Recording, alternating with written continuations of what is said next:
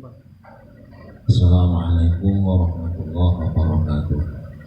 Bismillah, alhamdulillah, assalatu wassalamu ala rasulillah wa ala alihi wa sahbihi wa man tabi'ahuda wa wala. Allahumma salli ala sayyidina Muhammad wa ala ali sayyidina Muhammad. Amma ba'du, fala hawla wa la quwwata illa billah. Kepada kaum muslimin muslimat dimanapun berada, seluruh santri pondok pesantren Darul Quran, semoga masih istiqomah dalam mengikuti kajian online dari pondok pesantren Darul Quran. Meskipun kalian semua berada di rumah, akan tapi tetap ngaji, karena ngaji adalah kegiatan kita, keseharian kita. Semoga mendapat manfaat banyak dari pengajian ini, dan ini adalah pengajian yang ke-7.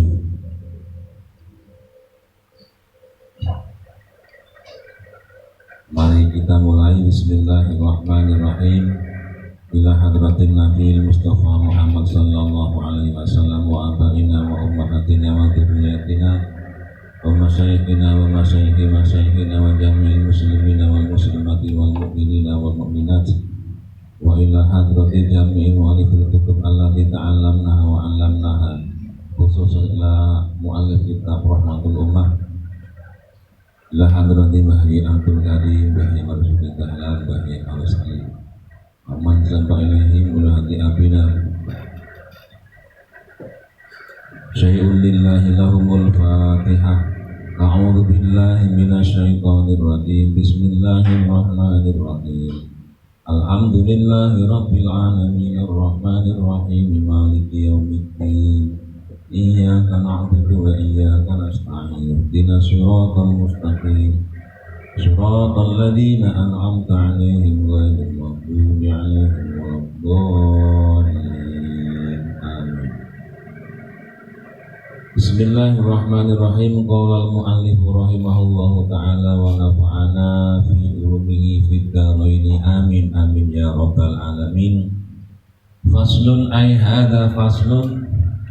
Wattafaqu lan sepakat sapa ulama ala anna naumal muttaqi ing atase temen setuhune turune wong kang miring, wal muttaqi lan wong kang leleyangan, iku yungkidu batalake apa naum al wudu'a ing wudu. Wastalafu lan persulayaan sapa ulama fiman ing dalem wong nama kang turu sapa man ala halatin ing atase tingkah siji min ahwalil musallina saking pira-pira tingkahe wong kang salat kabeh.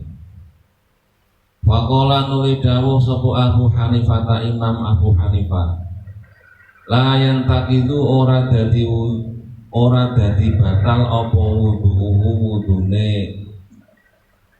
man, wa intola senajan suwe apa naumuhu turune man. Fa in waqa'a mongko lamun tiba sapa man ala jambihi ing atase lambunge man, au ittaja'a utawa turun miring sapa man, intaqadha mongko dadi batal apa wudu. Wa qala lan dawuh sapa Malikun Imam Malik yang takidu dadi batal apa wudu fi halir ruku'i ing dalem tingkah ruku' was sujud lan sujud idza tola ing dalem nalikane suwi apa naum. Dunal qiyami ora batal apa wudu ing dalem nalikane tingkah ngadeg wal qu'udi lan lungguh. Wa qala lan dawuh sapa Asy-Syafi'i Imam Asy-Syafi'i bil jadidi ing dalem qaul jadid, inna ma lamun turu sapa man mumakinan hale wong kang netepake maka adahu ing bokonge man lam yantakid mongko ora dadi batal apa wudu wa illa lan lamun ora mumakkinan makadahu intaqadha mongko dadi batal apa wudu.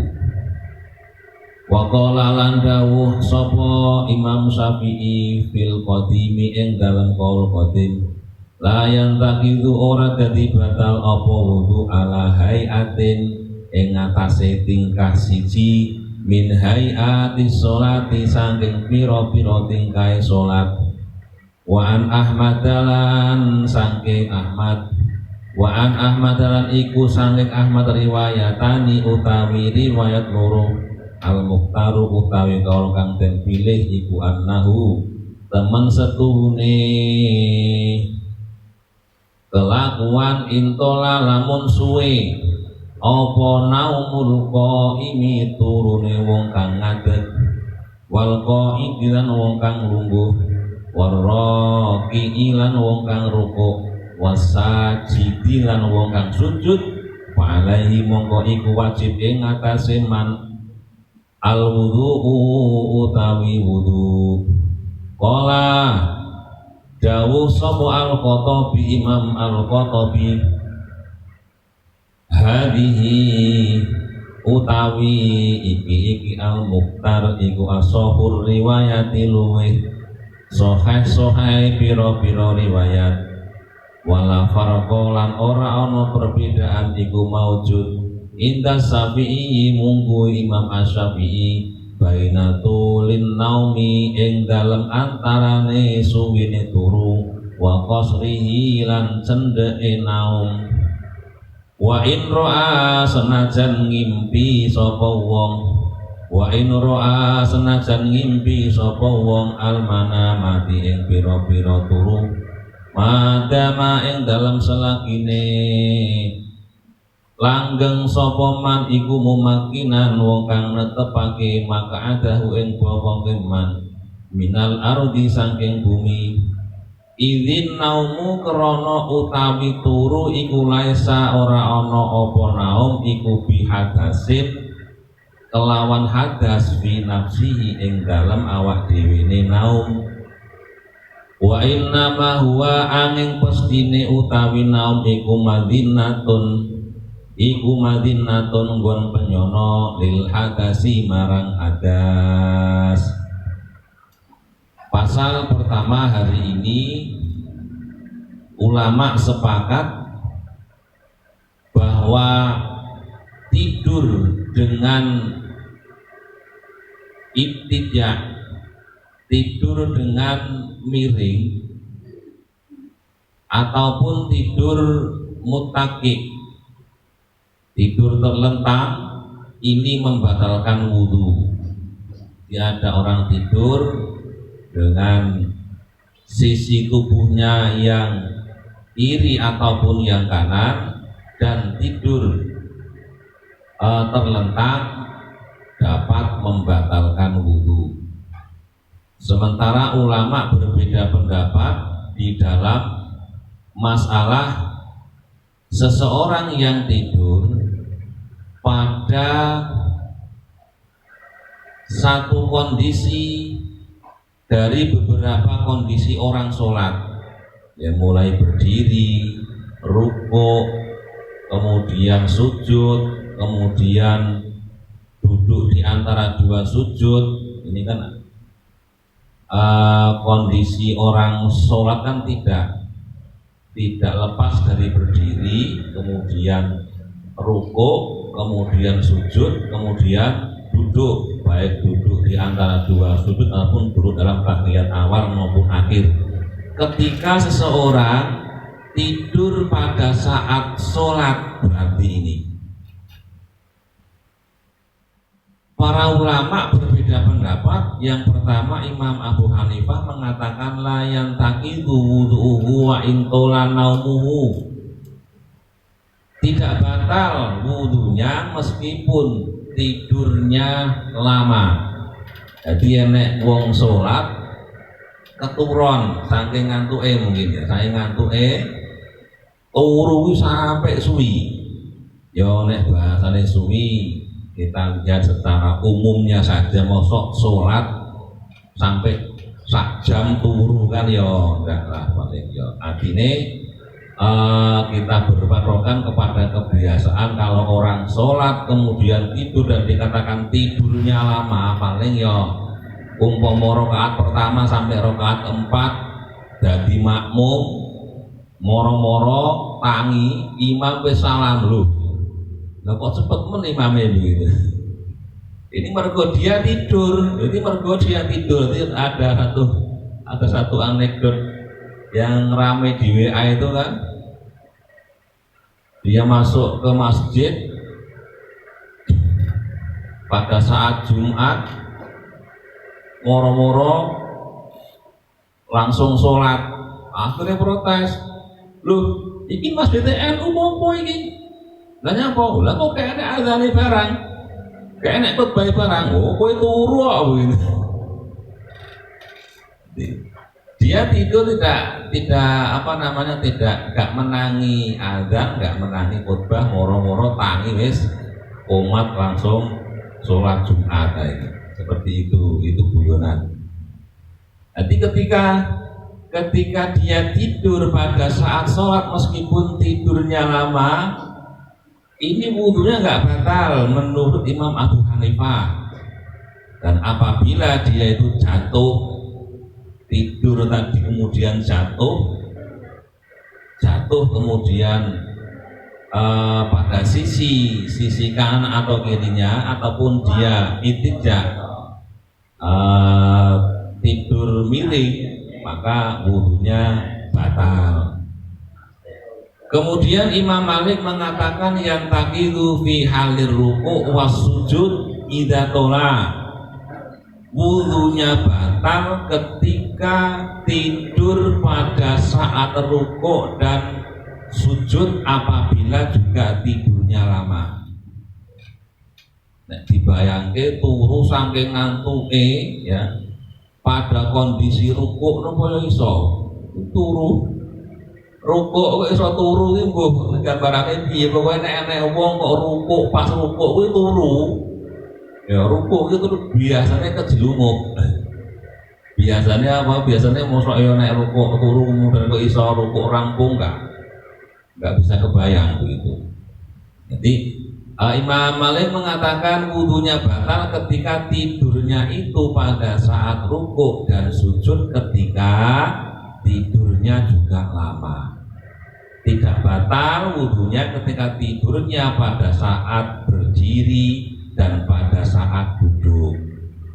Imam Asy-Syafi'i dalam qaul jadirnya beliau berkata, apabila dia tidur dengan menetapkan pantatnya di tempat duduk maka wudunya tidak batal, tetapi ketika dia tidak menetapkan pantatnya di tempat duduk maka wudunya batal. Imam Asy-Syafi'i di qaul jadid. Beliau kemudian berkomentar di qaul qadimnya, beliau dalam qaul qadimnya mengatakan la yantaqidu ala hayatin min hayatis sholati, ketika dia tidur pada kondisi sholat wudunya tidak batal.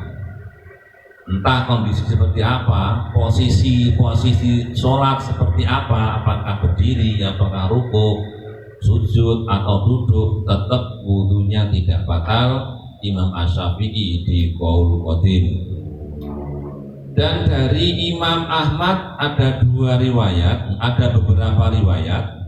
Yang terpilih yang al-mukhtar adalah apabila tidurnya orang yang berdiri, orang yang duduk, orang yang rukuk, orang yang sujud itu kok lama, maka dia diwajibkan untuk wudu. Kemudian Imam Al-Khattabi mengomentari hadhihi ashahur riwayati, apa yang disampaikan Imam Ahmad ini adalah ashahur riwayat, paling sahihnya beberapa riwayat. Imam Asy-Syafi'i mengatakan tidak ada perbedaan sama sekali antara tidur yang lama maupun tidur yang sebentar. Wa in ro'a al manamat, meskipun dalam tidurnya itu sampai ngimpi. Jadi dia sholat turu tekan ngimpi. Pernah sampean berat? Pernah masalah? Jadi mosok ana wong sholat ngantuk turu pas sholat kuwi sampai ngimpi. Sing penting pokoknya mumakinan mak'adahu, ya, meskipun dia sampai ngimpi akan tetapi dia mumakin, akan tapi dia menetapkan pantatnya dari bumi, menetapkan pantatnya ke tempat sujud, ke tempat duduk. Ini berarti idin naumu laisa bihadasin bi nafsihi, karena tidur itu bukan hadas. Jadi tidur itu nafsun naum, ya, posisi tidur itu bukan hadas. Wa innama huwa madinatun lil hadas, akan tetapi tidur itu adalah tempat persangkaan hadas. Jadi tidur bisa saja, tidur itu bisa saja pada saat tidur itu orang tidak ngerti bahwa dia sudah mengeluarkan sesuatu dari dua lubang, depan ataupun belakang, atau kentutlah bahasanya, dia nggak sadar, tapi tidak ngerti. Tidur itu bukan sesuatu yang dapat membatalkan membatalkan wudu ketika mumakin mak'adahu. Akan tapi bisa saja ketika dia tidur dengan duduk dia kentut.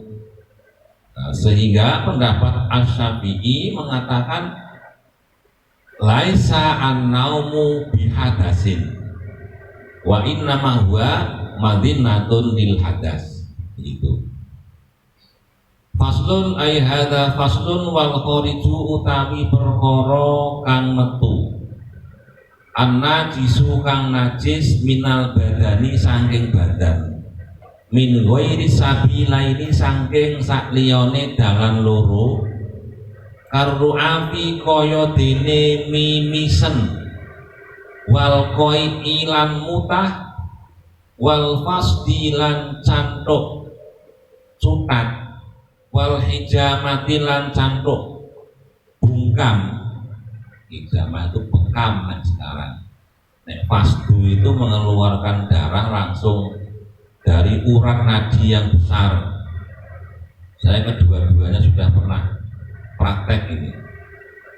Iku la wudu ora ana wudu iku wajib minhu saking kharid inda Syafi'i wa Malikin, wa qala Abu Hanifah bi wujubil wudu'i kelawan wajibe wudu minadami saking getih ida salah ing dalem nalikane mili apa dam wal qai'u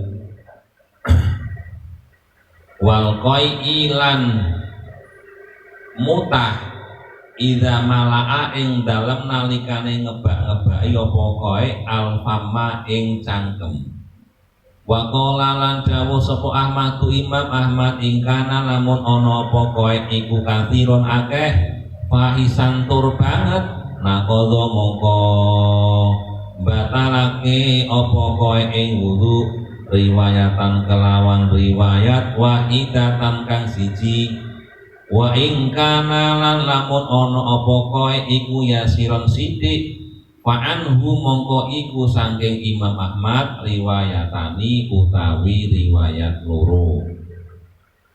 Pasal yang kedua hari ini menjelaskan tentang sesuatu yang keluar, sesuatu yang najis yang keluar dari badan, tapi keluarnya tidak dari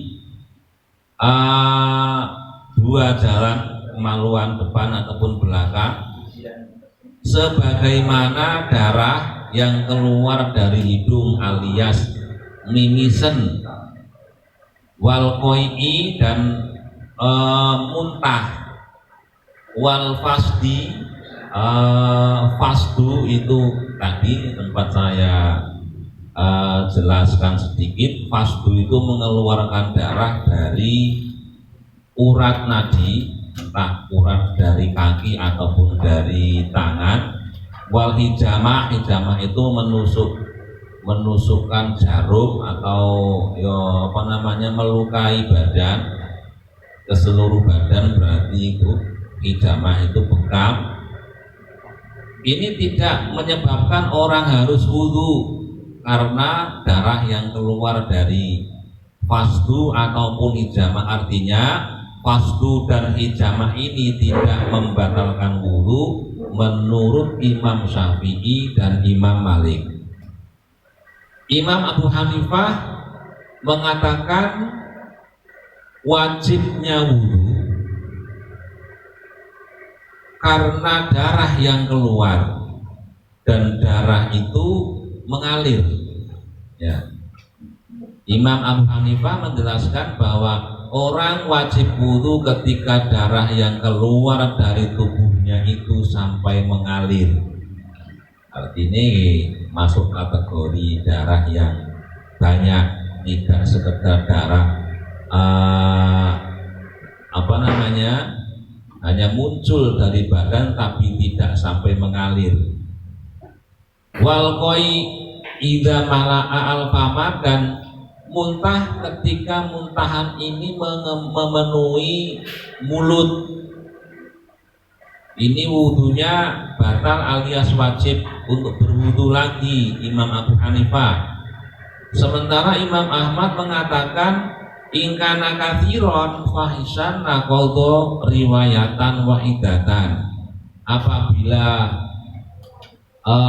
muntahnya itu banyak, pakai banget fahisan, wudhunya batal dengan satu riwayat.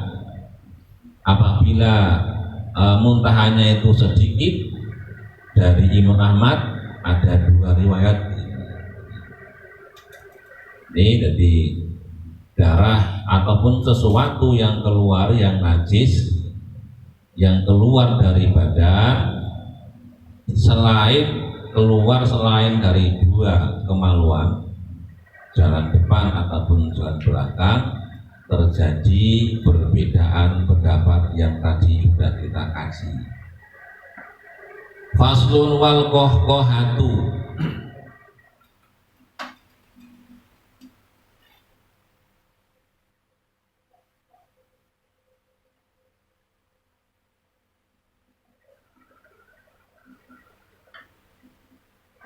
Wal kohkohatu utawi kohkoha. Kohkoha kuwi artine tak golek langsung dari kamusnya biar lebih jelas.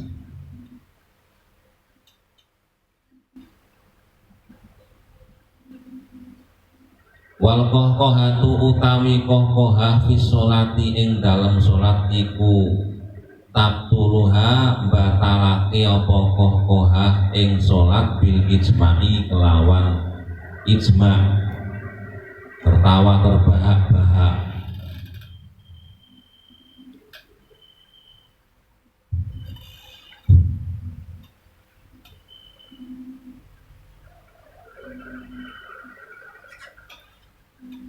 Wahal tangkudu wahal tungkidu ana toh batalake apa kohkoha al wudu'a ing wudu.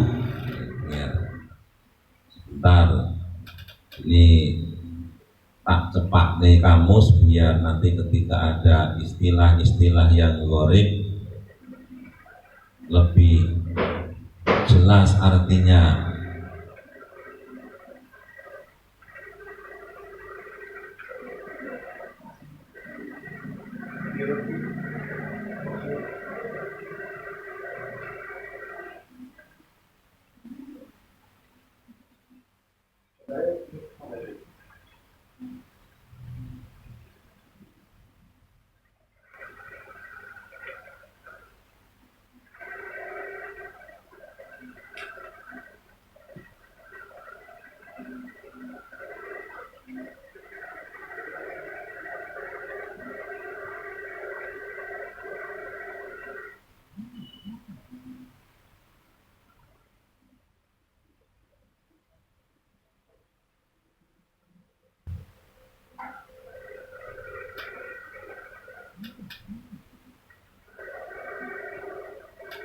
Kohkohah itu dhohika bisautin alin, tertawa terbahak-bahak. Jadi wal kohkohatu utawi guyu latah-latah bisolati ing dalam solat iku tabtuluha batalake apa kohkohah ing solat bil ijma'i kelawan sepakate ulama. Wahal tunggidu ana toh batalake apa kohkohah al wudu'a ing wudu. Qala dawuh sapa Malikun Imam Malik wa Syafi'i wa Ahmad. La tunggidu orang batalake apa kohkohah ing salat. Orang batalake apa kohkohah ing wudu. Wa qala lan dawuh sapa Abu Hanifah ta Imam Abu Hanifah wa ashabuhu lan pira-pira santrine Abu Hanifah. Tunggidu batalake apa kohkoha ing wudu. Wama utawi panganan masadhu kang ngenani ing ma apa annaru geni kato ami kaya dene panganan al-madbuhi kang den masak wal khubzi lan roti iku la wudu'a ora ana wudu iku maujud minhu saking ma bil ijma'i kelawan sepakate ulama. Wa hukiya lan den critakake an ba'dis sahabati saking sekarine pira-pira saking sebagiane pira-pira sahabat. Karena ono sapa Ibnu kana ka Ibni Umar kaya dene Ibni Umar wa Abi Hurairah lan Abu Hurairah wa Zaid bin Sabit lan Zaid bin Sabit apa ijabul wudu'i wajibe wudu minhu sangking ma wa aklu lahmil jazuri utawi mangan daging unta iku layung itu ora batalake apa aklu al wudu'a ing wudu alal jadidi ing atase kaul jadid ar-rajih kang rajih min madhabi Syafi'i wa huwa utawi layung itu iku qaulu Abi Hanifah wa Malikin. Wa qala Ahmad yungkidu batalake apa aklu wa huwa utawi yungkidu iku al-qadimu qaul qadim al-muhtaru inda ashabi Syafi'i mungguwe pira-pira ashabu Syafi'i. Wa ghuslul mayyiti utawi ngedusi mayit iku la yungkidu orang batalake apa ghuslul mayyit al-wudu'a ing wudu inda salasati mungguwe imam telu. Wa qala Ahmadu yungkidu batalake apa ghuslul mayyit ing wudu.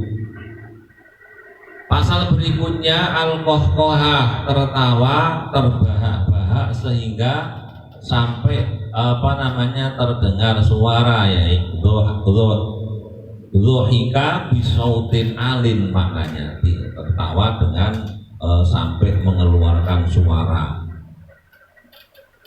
Tertawa terbahak-bahak itu membatalkan sholat secara ijma'.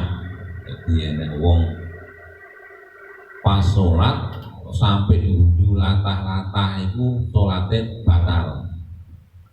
Itu sholatnya batal. Apakah kemudian qahqahah ini membatalkan wudu? Ini yang jadi masalah khilafiyah.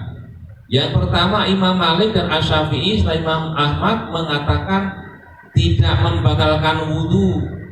Sedangkan Abu Hanifah beliau berkata dan ashabnya wudunya batal. Jadi qahqahah itu membatalkan wudu menurut Imam Abu Hanifah dan santri-santri beliau.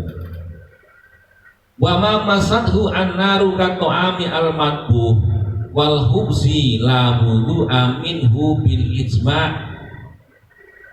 Orang yang makan makanan yang dimasak ya, yang dimasak yang matang dengan api sebagaimana makanan yang dimasak ya, digodok, digoreng, dibakar dan juga kubes itu roti kan ya ada yang di oven, ada yang dipanggang saja itu. Ini tidak menyebabkan wudu ketika orang memakannya secara ijma ulama.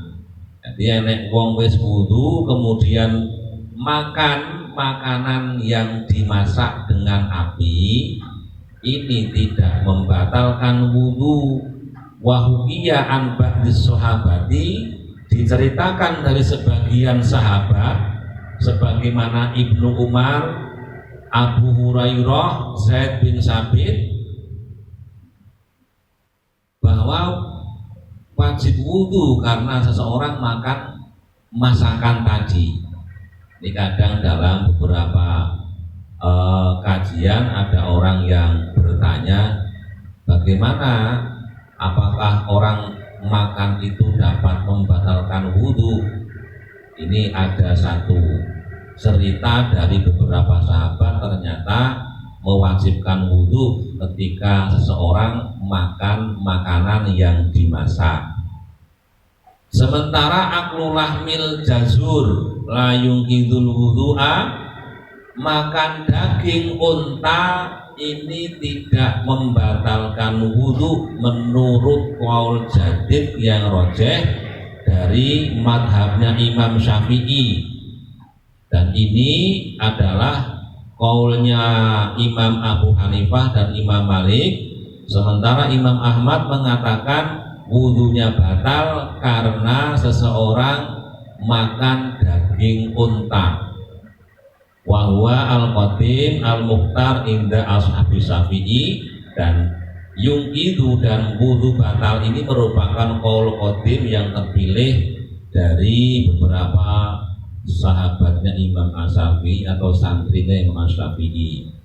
Wa ghuslul mayyiti la yungkidul wudu, memandikan mayit itu tidak membatalkan wudu menurut Imam As-Salasah wa qaul Ahmad yungkidu. Nah, Imam Ahmad mengatakan memandikan mayit itu dapat membatalkan wudu.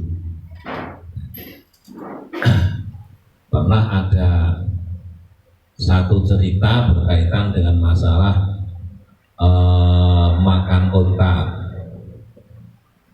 Satu ketika sebelum masuk waktu sholat ada kajian yang diadakan oleh Kanjeng Nabi beserta para sahabatnya. Setelah sholat selesai, kemudian beliau mengadakan kajian dengan sahabat-sahabatnya. Sebagian ada yang ikut kajian, sebagian lagi ada yang masak daging unta. Setelah daging untanya dimasak kemudian matang dan kajiannya selesai, ini para sahabat dalam kondisi suci di tengah-tengah pesta makanan setelah kajian tadi ini ada apa? Ada bau menyengat, yang kayaknya kentut. Sampai mungkin pes ya suaranya tak, gak tek krungu, tidak begitu terdengar. Tapi iya enek sing kentut iki ngono, enek sing kentut iki akhirnya kasak kusuk nih sahabat. Iki kurang ajar mentoh mosok ning ngarepe Kanjeng Rasul kok enek sing kentut. Ambune iki nemen ngono lho. Akhirnya kasak kusuknya ditenono engko kena bar maam iki kok enek wong sing wudu, ya kuwi mau sing kentut kono. Kanjeng Nabi itu tanggap atas kasak kusuknya sahabat. Ya, Kanjeng Nabi itu tanggap atas kasak kusuknya sahabat. Ini mesti engko enek pembulian iki. Enek pembulian, terbukti ada seorang sahabat sing kentut tanpa suara kentut tapi ambune Masya Allah. Ini Kanjeng Nabi dalam meredam kasak kusuk sehingga nantinya akan jadi memalukan salah satu sahabat yang ketahuan kentut, ini Kanjeng Nabi dawuh. Inilah hebatnya Kanjeng Nabi dalam menutupi aib sahabatnya. Beliau dalam sebuah hadis kemudian dawuh, man akala al jazur falyatawaddo. Barang siapa memakan daging unta hendaknya berwudu. Jadi di sini ada khilafiyah di antara ulama tadi, berawal dari hadis ini, man akala al jazur falyatawaddo. Ini padahal bisa diartikan Nabi menutupi aib sahabat yang kentut tanpa suara tadi, agar tidak dipermalukan, agar tidak dibully. Oh tiba kowe to sing ngentut kok yo ngomong maning ngono ya. Ini Kanjeng Nabi luar biasa, Masya Allah, dalam menutupi aib seorang. Dimana saat ini kita seneng golek-golek kesalahan wong kemudian diupload di media sosial. Nah, akhirnya terjadilah pembulian. Ini zaman dulu Kanjeng Nabi bagaimana bersikap agar sahabatnya yang ada sedikit masalah di tengah-tengah sahabat tidak merasa malu dan dipermalukan. Faslun ai hadza faslun wa tafakulan sepakat sapa ulama ala anaman ing atase temen setuhune wong tayakona kang yakinake sapa man at-thaharata ing suci wa syakkalan mamang sapa man fil hadasi ing dalem hadas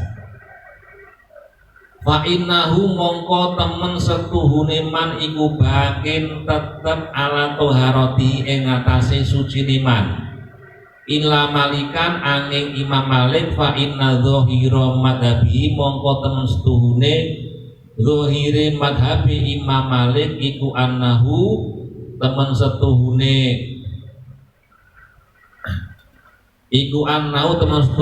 man iku yubna den jenengake alal hadasi ing atase hadas wa yatawadhu ulan wudu sapa man wa qala lan dawuh sapa Al Hasan Imam Hasan in syakka lamun mamang sapa man fil hadasi ing dalem hadas wa huwa hale utawi man iku fis sholati lagi salat bana mongko nerusno sapa man ala yakinihi ing atase keyakinan iman wa madzolan nerusno sapa man fi sholatihi ing dalem salat iman wa ing kana lan lamun ana sapa man iku fi ghairi sholati ing dalem sakliyane salat akhoda mongko ngalap sapa man bisaki kelawan mamang. Pasal berikutnya ulama bersepakat bahwa orang yang yakin dalam kondisi suci, dia itu yakin sudah wudu, bahasane. Dia yakin sudah wudu, tetapi dia kemudian ragu-ragu apakah berhadas atau tidak. Ini ragu-ragu. Setelah wudu, kemudian dia ragu-ragu, aku mau kayak wis kentut urung ngono, kira-kira contone ngono. Sehingga apa? Dia ragu-ragu, dia tidak yakin atas hadas yang ia alami, tapi dia yakin sudah berwudu. Maka kondisi seperti ini ulama sepakat orang tersebut tetap dalam kondisi suci alias tidak batal wudunya, meski sempat terjadi keraguan-raguan apakah sudah kentut atau belum.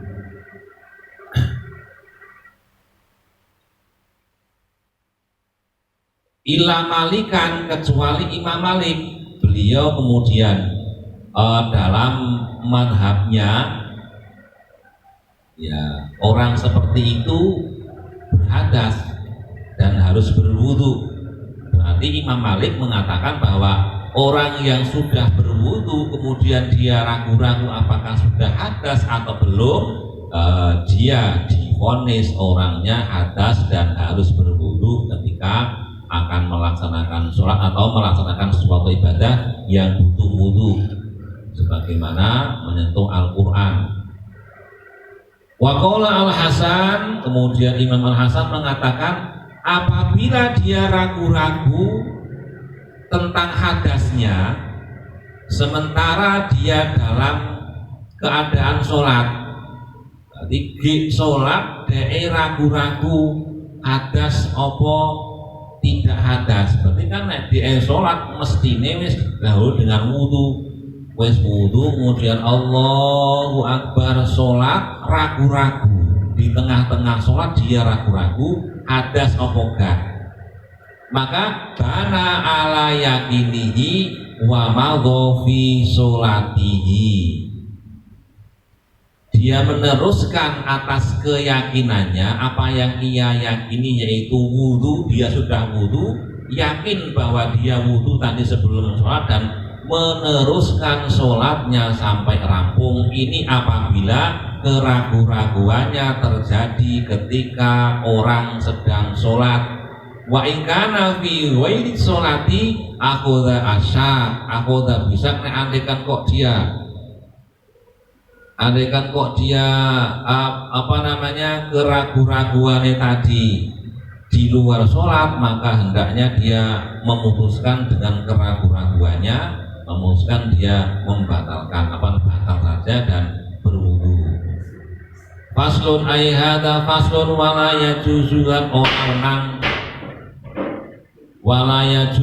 ora menang apa masul mushafi, menyentuh mushaf, wala hamluhu lan ora nggawa mushaf, limuhdisin kaduwe wong kang hadas, bil ijma'i kelawan sepakate ulama,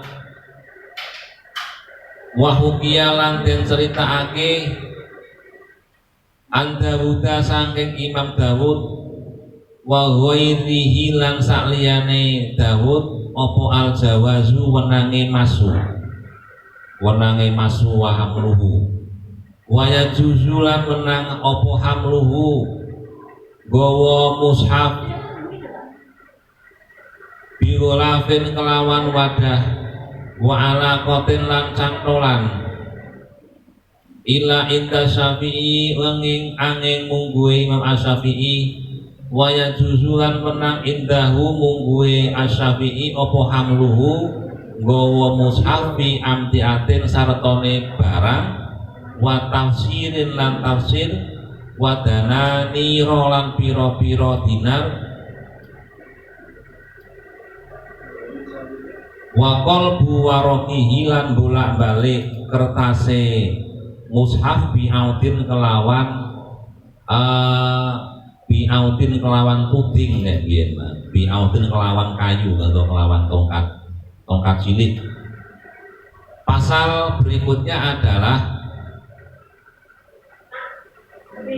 tidak diperbolehkan menyentuh mushaf dan juga membawa mushaf bagi orang yang berhadas. Secara ijma sepakat ulama tidak membolehkan menyentuh dan membawa mushaf bagi orang yang berhadas, hadas kecil maupun hadas besar. Diceritakan dari Imam Dawud dan lainnya tentang diperbolehkan menyentuh mushaf bagi orang yang hadas, diperbolehkan membawa Al-Quran, membawa mushaf dengan wadah, ya waya juzu hamluhu bigolafin, ini bagi orang yang berhadas boleh membawa Al-Quran dengan wadah, mungkin dengan tas, ya dengan tas, wa'ala qatin dan cantolan, entah ya tas yang dicangklongkan menurut Imam Asy-Syafi'i. Wa yajuzu indahu, masih Asy-Syafi'i boleh membawa mushaf bersama dengan barang lain, bersama dengan benda lain. Jadi membawa mushaf mungkin dibarengkan dengan kitab hadis atau buku-buku ilmiah itu dibawa. Bagi orang yang hadas ini diperbolehkan. Boleh pula membawa Al-Quran yang di dalamnya ada tafsirnya, seperti tafsir Al-Jalalain atau tafsir An-Nawawi dan lain sebagainya. Wadananiro, dan boleh membawa Al-Quran dengan uang, ya, uang, dengan uang. Artinya bagi orang yang tidak mempunyai wudhu, ini boleh membawa Al-Quran berbarengan dengan benda-benda lain seperti uang. Kemudian boleh pula kolbu warokihi bi'audin, dalam kondisi berhadas dia boleh membuka halaman-halaman Al-Quran dengan ya seperti ini seperti ini, yaitu umpama pengen buka dia wonge mungkin males wudu, kemudian pengen terus Al-Quran, lemes poso-poso, aku gak tak wudu wae, tak maca Quran meskipun aku ora duwe wudu. Iki koyo ngene iki contone, membuka halaman demi halaman Al-Quran dengan menggunakan kayu. Menggunakan kayu. Zaman dulu saya ngaji pakai tuding dari bambu yang diruncingkan tuh benda ini. Seperti ini boleh meskipun dia dalam kondisi berhadas. Ini mungkin yang bisa kita kaji pagi hari ini. Semoga bermanfaat. Dan mari kita akhiri dengan membaca wal asri. Bismillahirrahmanirrahim. Wal asri innal insana lafi khusrin illal ladzina amanu wa amilus solihati wa tawasaw bil haqqi wa tawasaw bis sabr. Sekian, wallahul muwaffiq ila aqwamit thoriq. Assalamualaikum warahmatullahi wabarakatuh.